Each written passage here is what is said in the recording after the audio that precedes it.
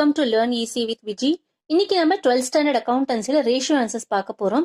Ratio ஆன்சர்ஸ்ல already நம்ம liquidity ரேஷியோஸ்ல current ரேஷியோனா என்ன அப்படின்னு தெரிஞ்சுக்கிட்டோம். அதுக்கப்புறம் இல்லுஸ்ட்ரேஷன் 1 அண்ட் எக்ஸசைஸ் 1 நம்ம ஒர்க் அவுட் பண்ணோம். எக்ஸசைஸ் 1ல வந்து எந்தெந்த ஐட்டம்ஸ்ல வரக்கூடாது அப்படின்றத பத்தி நான் ரொம்ப டீடைல்டா எக்ஸ்பிளைன் பண்ணியிருக்கேன். அடுத்ததான் இன்னைக்கு நம்ம குவிக் ரேஷியோ பத்தி பார்க்க போறோம். குவிக் ரேஷியோட ஃபார்முலா என்னன்னு ஃபர்ஸ்ட் தெரிஞ்சுக்கலாம். So quick ratio is equal to quick assets divided by current liability. Assets அப்படின்றது இமீடியட்டா உடனே வந்து நீங்க எந்த அசெட்டை கேஷா கன்வெர்ட் பண்ண முடியுமோ அதுதான் நம்ம குவிக் அசெட்ஸ் சொல்லுவோம். சரி, அப்ப குவிக் அசெட்ஸ்ல சேராத அசெட்ஸ் என்ன, எந்தெந்த அசெட்ஸ் எல்லாம் நம்ம குவிக் அசெட்ஸ்குள்ள இன்க்ளூட் பண்ணக்கூடாது அப்படின்னா, கிட்டத்தட்ட கரண்ட் அசெட்ஸ்ல இருக்கிற எல்லா அசெட்டையுமே நம்ம குவிக் அசெட்ஸ் சேர்த்துக்கலாம். ரெண்டு விஷயங்கள் தவிர, ஒன்னு ஸ்டாக் அதாவது இன்வென்ட்ரி, இன்னொன்னு ப்ரீபெய்ட் எக்ஸ்பென்ஸ்.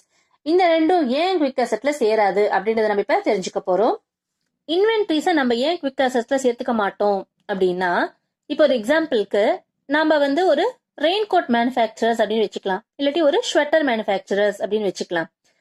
ஸோ இப்போ ஸ்வெட்டரா இருக்கட்டும், ரெயின் கோட்டா இருக்கட்டும், எல்லாருமே வந்து வின்டர் சீசன்ல வாங்குவாங்க, குளிர்காலத்துல வாங்குவாங்க. இதுவே வந்து சம்மர்ல வந்து நம்ம எப்பயாவது ஸ்வெட்டரை பத்தி யோசிச்சுட்டு ரெயின் கோட்ஸை பத்தி யோசிப்போம். அதே போல இப்ப தீபாவளிக்கு நம்ம கிராக்கர்ஸ் வாங்குறோம். ஸோ நம்ம தீபாவளிக்கு மட்டும்தான் வாங்குறோம் கிராக்கர்ஸ் இல்லையா, மற்றபடி வருஷம் முழுக்க அதை மேனுஃபேக்சர் பண்ணா கூட நாம வந்து அதை தீபாவளிக்கு தான் வாங்குறோம். ஸோ டிமாண்ட் வந்து அவங்களுக்கு அந்த தீபாவளி சீசன்ல தான் இருக்கும். அப்படி இருக்கும்போது இப்ப ஒரு கடனை கட்டணும் அப்படின்னா, இப்ப இந்த ஸ்டாக்கை வித்துதான் கடனை கட்டணும் அப்படின்ற ஒரு நிலைமை இருந்ததுன்னா, அப்ப நமக்கு அந்த கடனை கட்டுறதே ரொம்ப கஷ்டமா இருக்கும், இந்த மாதிரி சீசனல் ப்ராடக்ட்ஸ் மேனுஃபேக்சர் பண்றவங்களுக்கு. அப்படி இருக்கும்போது இதை நம்ம குவிக் அசெட்ஸ்குள்ள சேர்த்துக்க முடியாது. ஏன்னா சீசன் இல்லாத சமயத்துல நம்மளால இந்த அசெட்ஸை வித்து நம்மளால காசு ஆக்க முடியாது. அதனாலதான் நம்ம ஸ்டாக்கை வந்து குவிக் அசெட்ஸ்குள்ள சேர்த்துக்க மாட்டேன்றோம். Next prepaid expense.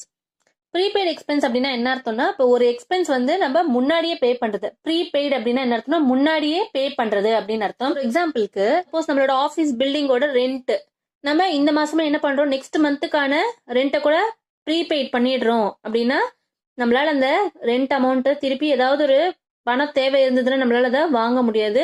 Quick assets is equal to current assets minus inventories minus prepaid expense. Current liabilities அப்படின்னா என்னன்னா, நம்ம ஒரு வருஷத்துக்குள்ள நம்ம கட்ட வேண்டிய கடனை தான் நம்ம கரண்ட் லயபிலிட்டிஸ் அப்படின்னு சொல்லுவோம். ஒரு பிசினஸ் வந்து தன்னோட கடனை நல்லா கட்ட முடிஞ்சது அப்படின்னாலே அந்த பிசினஸோட பினான்சியல் பொசிஷன் வந்து நல்லா இருக்குன்னு தான் அர்த்தம் இல்லையா. குவிக் ரேஷியோனா என்ன, அதை எதுக்காக கால்குலேட் பண்றோம், குவிக் ரேஷியோட ஃபார்முலா என்ன, குவிக் அசெட்ஸ்னா என்ன, ஸோ ஒரு கம்பெனில குவிக் ரேஷியோ எதுக்காக கால்குலேட் பண்றோம் அப்படின்னு பத்தி நம்ம நல்லாவே புரிஞ்சுக்கிட்டோம் இல்லையா.